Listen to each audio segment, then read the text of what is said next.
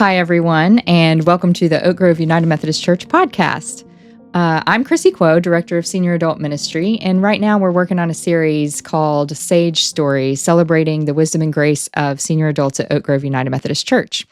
And here with me today is Mary Lou Gilbert. She's a well-known member of the community, member of the North Georgia Conference, so she's well-known to everyone in the area. She's been the senior adults. And the senior adults, especially. She was in my role prior to Kara Johnson, who was in my role prior to me. She was the director of senior adult ministry here for a time, and we're going to talk about that a little bit. We're going to talk about Mary Lou's life and her contribution to ministry for women in the United Methodist Church. So welcome, Mary Lou. Welcome to the podcast. Thanks so much. I'm glad to be here with you, and I'm glad to still be at Oak Grove, even not being on the staff, but being a participant now, a member of the church. Actually, pastors are not members of the church after you're ordained, and every Sunday I have to mark that membership roll, and I have to say I attend here. Because you're a member of the conference. Because I'm a member of the conference. Right. Mary Lou, I would love for you to tell us just a little bit about your life growing up, your call to ministry, and sort of your faith formation story, if you would. Yeah. I was born to farmers, and they were all from Tennessee. West Tennessee, and we lived near the Mississippi River. And when I was an infant, a lap baby, they moved across the river on to the west into Missouri, to the boot heel of Missouri. Mm. We call it Missouri. They call it Missouri up north. And they were going to find more farmland there, my father and my uncle and all my family. And it was an ordeal to even get there because the river overflows, and you kind of know when, but you might show up to cross over on the ferry, and the river would be swirling around you, and you'd think, we're going to die. So you found a place, and he was able to have He farmed. They blew stumps out. My father got blown up with dynamite one time, but he survived. My uncle lost some limbs in that accident, but they cleared their land, and they farmed and farmed and farmed. And my brothers and I grew up there in Hayti, Missouri, which is a tiny town, even tinier now. And before that, we had lived out in the country, and we attended a Baptist church. We weren't members there, but my mother wanted us to go to church, and it was close, and my brother and his wife were members there. So they took me, and I went to Sunday school, and I loved it. And it was just a great place because it was in our neighborhood. We lived just down the road, kind of across the road. And we had such fun, and I remember so well at night after the service ended on Sunday nights, it would be dark, and the adults would be standing under the lights outside. There was one spotlight outside, so they could see to get to their cars, and they would all stop and talk, and the kids would all run out in the dark, and there was a bridge over the ditch there. We started playing hide and seek later, weeks, and weeks coming. We loved to play in the dark out there. And so we were playing hide and seek, and I was the one who was to hide my eyes, and they would all go hide, and then I would look for them, and they'd jump out and scare me.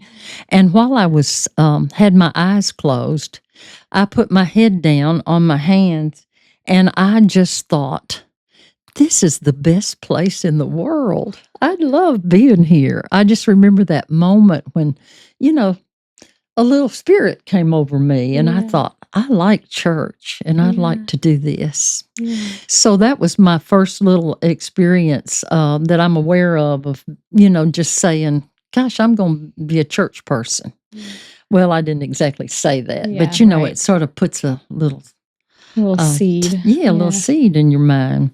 And then later we moved to the Methodist church on the other side of town, and I had a very, very fine pastor and good adult friends who just supported me and encouraged me, and they sent me on trips, and it was just a wonderful experience. And my pastor said, "You got to go to college."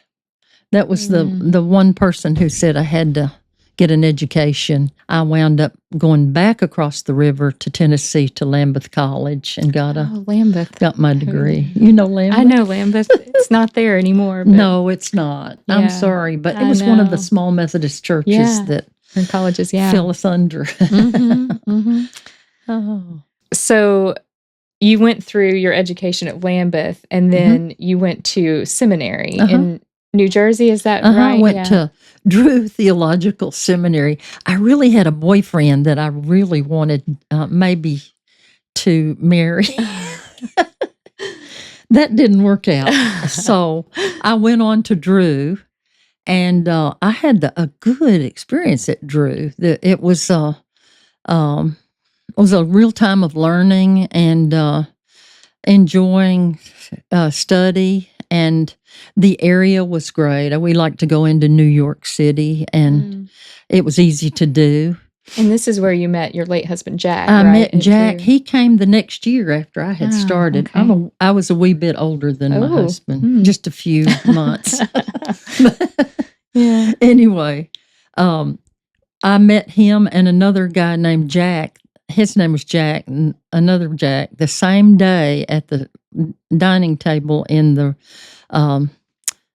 meal place where we ate, and I couldn't tell them apart, but I eventually learned which Jack I liked the best. The other one was married anyway.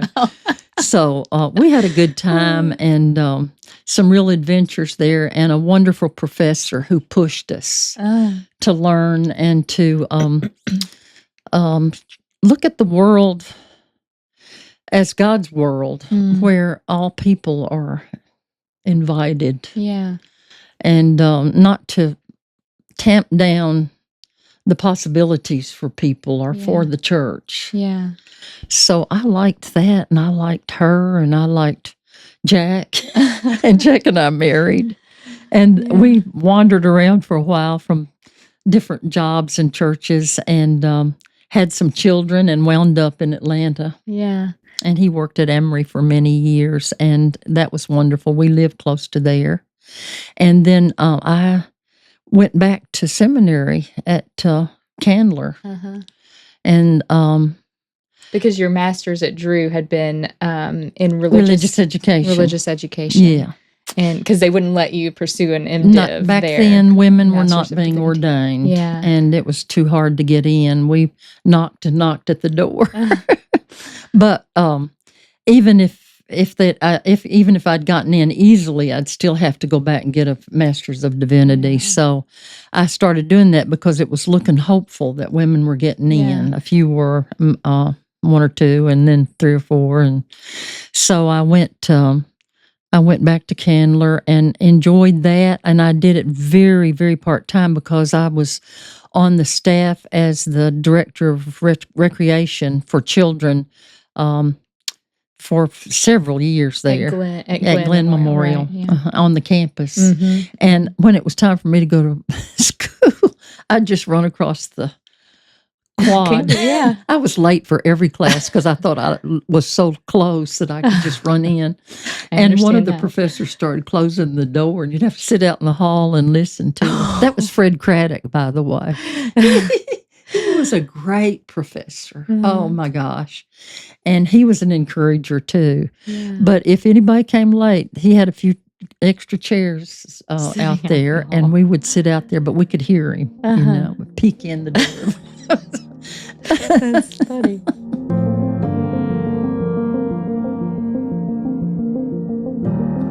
Anyway, I finally graduated from Candler, and began to move. And then I moved from Glenn and went on to be associate for a few churches. Yeah. And went out to the country to Buchanan for 4 years. I was out there, and then I came back And the bishop, I was finally ordained, but I was appointed to Oak Grove Church by the bishop, Lindsay Davis, who lived up the street. And he, I knew him pretty well through the conference because we'd have meetings all the time with on different levels. And I'd come in from Buchanan or wherever I was, and I would go to meetings and sometimes some training courses, about this or that, and just to get us excited and help us feel connected with each other as pastors. The bishop called me in. It was my turn to get my appointment, and he had ordained me. He said, Mary Lou, I'm going to send you to Oak Grove Church. And I said, what? I said, it's so big. That's a big old church. And I said, do I have to go there? And he said, you're going. And that was the end of it. Yeah. Wham. And I thought, well, I guess I'm going to Oak Grove Church. You know? So here I am still. Your first appointment after ordination was St. Mark's. Is that right? No, it was when I was appointed the first appointment. There are two steps. Right. So commission. The commissioning. I think so, yeah. And so I was there. Then I was ordained later. Okay. Yeah. I see. Yeah. And they kept putting us off because we were women. Right. I hate to tell you that. Yeah. So it's interesting to me because I believe the first ordained woman in the Methodist Church was in 1956. It was a long time. When the Evangelical United Brethren joined in 1968, women were allowed to be ordained. We kept throwing that up to them that there'd been a woman. Yeah, interesting. But it was still hard to get through that. Yeah, we still had a hard time. And were there any mentors that you had, ordained women that sort of helped you along? There were. One was Martha Forrest. She died recently, this year. And there were a lot of women there to celebrate her. Yeah. And she was a hoot. Yeah. She was so much fun. Even our former bishop, he came all the way from Kentucky to come to Martha's funeral. Oh, wow. Because she was such a great character. That's something. And she challenged everything, but it was always with fun and love. And we were lucky that she hung around Oak Grove a lot and in her later years and came to 5:00 worship on Wednesdays. And we were with her a lot at the end. So you weren't the first ordained woman in the United Methodist Church, but you were one of the early women who were ordained. I wouldn't call me early, but we sure had to wait a while, and there were not a whole lot of us, but there were sprinkles, by then. Yeah. Yeah. So what's striking to me in this conversation is that when you were a little girl, you had a mentor who was an adult who helped you through. And then as an adult, you've always had these mentors throughout your life. And that just really speaks into intergenerational ministry. And you're still doing intergenerational pastoral care. I consider you my friend, and you have helped me along. And I know you were a mentor for Kara as well. Well, it is. I've had wonderful mentors. Yeah. Even as a child in the church, there would be older folks who would slip me a little money to go to a special MYF meeting or something, So that's people I could talk to. Yeah, I was scared of my superintendent of my high school. Mm-hmm. I was so afraid of him, but he was in my church. And one day we were out in a parade or something on the street for Christmas or something, and I don't know what I said to him, but he gave me some really good words about going on with your life. You're doing well, and you're smart enough, and something, and I nearly fainted. And I liked him after that. It just was so encouraging, So I think adults have a job to do and encouraging youth. I think sometimes with youth today, we don't understand them as well, and we don't know how to get closer to them or how not to scare them if we speak to them. But we need to try. Yeah. And so we do have some intergenerational ministry opportunities coming up this fall, so be on the lookout for those. Yeah. And this is just such a testament to the importance of that intergenerational relationship. Yeah.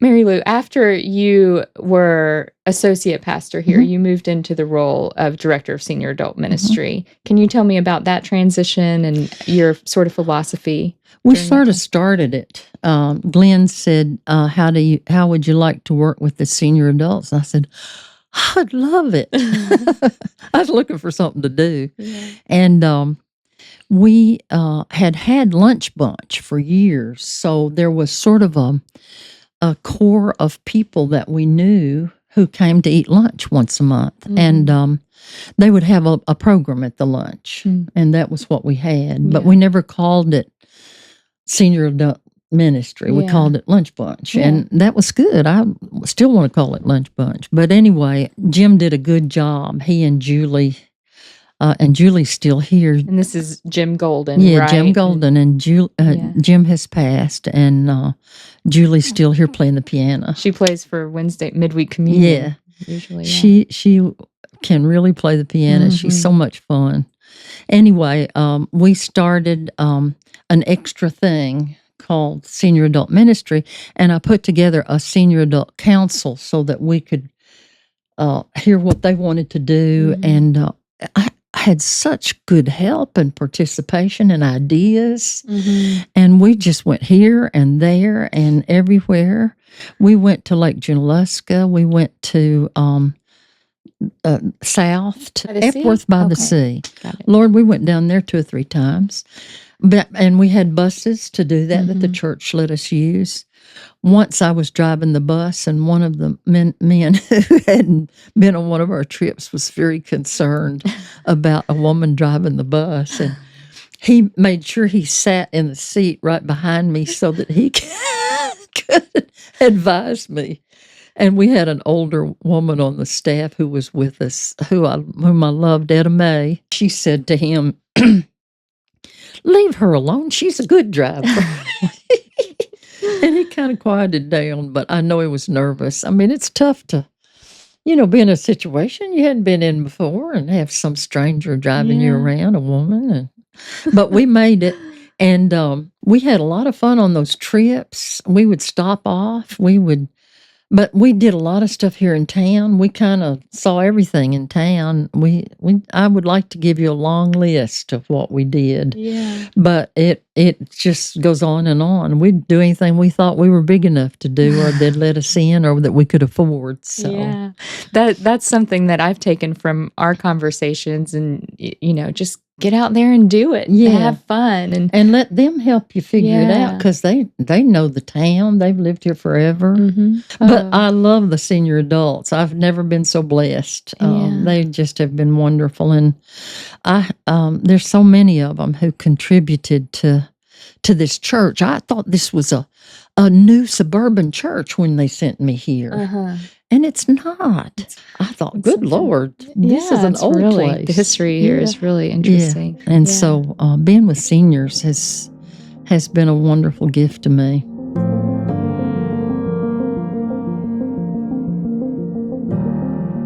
So after you retired, stepped down from senior, because this was kind of your retirement job, right? It was. And so after you stepped down from senior adult ministry, Kara took over. How have you been involved with the community, the Oak Grove United Methodist Church community since then? The reason I stopped was that my husband was very ill and getting more ill. Yeah. And I needed to be available to him. And so we kept coming and attending church and trying to come to Wednesday night fellowship and dinners and so forth. And that was important to him because he was a Methodist pastor himself, and it was good to be in the church. He felt free here to roam around. Yeah. I remember having dinner with you one Wednesday night. I was sitting with you and Jack. You may not remember this, but and he kept wandering. And it would concern some people. But, so when Jack, my husband, became a wanderer, I thought, well, the church will help me. Yeah. And there were some people who really stepped up. Yeah. Some of them would be worried about him and come tell me, but they were helping me watch, and that was so lovely. And he was beloved here as a Sunday school teacher. Yeah, I've heard many good things about Jack. Of course, I met him late. And he had a good mind. His illness, but So as Jack's illness progressed, the church was really supportive of that. And how since Jack has passed, do you feel like this community has really helped you and rallied him? They've pretty much embraced me and invited me to a Sunday school class. I'm in that class, and which class is that? It's the Seekers, and I'm going to start teaching once a month. I think I am. I'm going to try it this weekend. I haven't taught Sunday school in a long time, but I like to, and I like them, and it's just fun to see them on Sundays. It makes me feel like I have a steady friendship and a place to come to. I come on Wednesday night to the 5 o'clock service. Yeah. That's good. And then to dinner in the when that's offered seasonally, or in the season of the winter and school. So it's a wonderful church. I really have opted to stay here. Yeah. And I love a lot of other churches too. Mm-hmm. But this is where I've encouraged my grown children to come and bring my grandchildren. Yeah.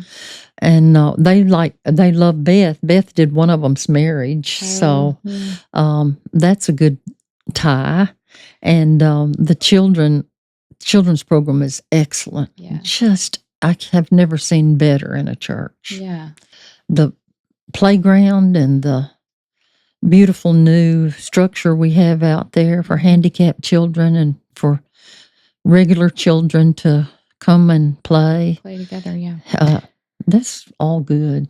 For someone who might be visiting Oak Grove or maybe has been attending for a little while, what would you say about Oak Grove to them? I want people to know that when you come in new at Oak Grove, it's a rather large congregation, and we're coming back from COVID, so we don't know everybody. Mm-hmm. And if we're not friendly, it's because we think they know more than we do. Or we think they're regular and we just don't know them yet. Yeah. I know that sounds strange, but sometimes I don't know whether to speak to somebody and embrace them as new members or new visitors, or to wait till I find out if they are members here, So I'm watching. I'm one of the greeters once a year for a month, and I just can't tell when they're coming in. Yeah.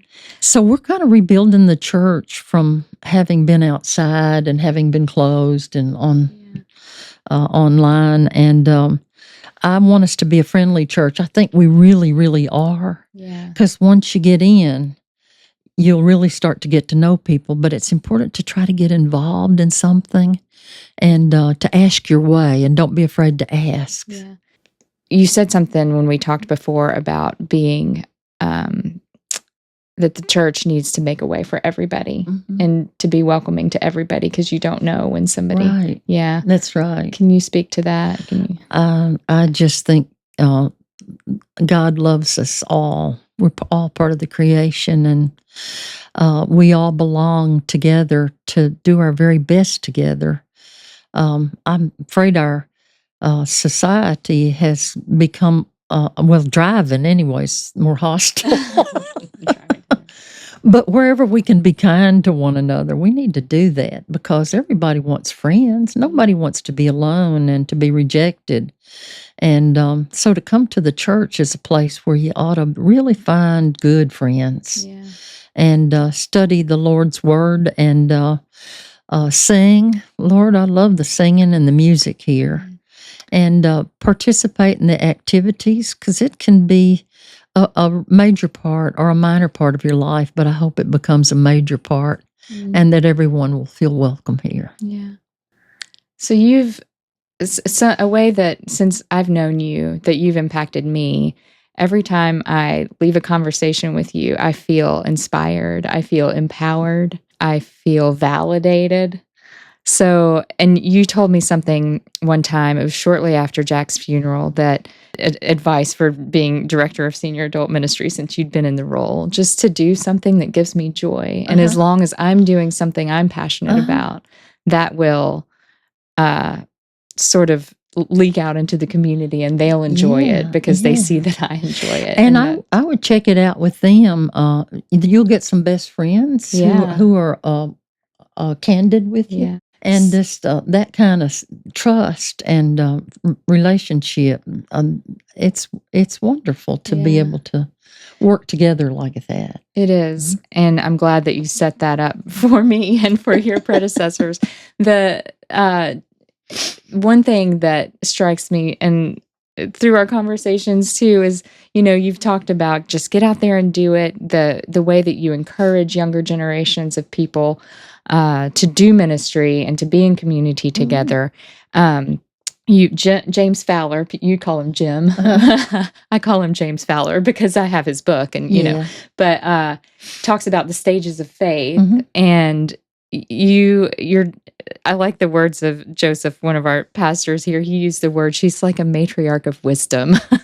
And I love that. And it's sort of, you've entered into that stage of faith where you can be free and just not worry about anything, I guess. But that's something that I see in you, and is really, really just radiates. Well, Mary Lou, thank you for coming on the podcast. I know I enjoy our conversations as you continue to be pastoral for me. Thanks for having me. Thank you for listening to the podcast. If you found something helpful in today's episode, you can share it with your friends or family, and we hope to see you around. If you see Mary Lou around, feel free to say hello.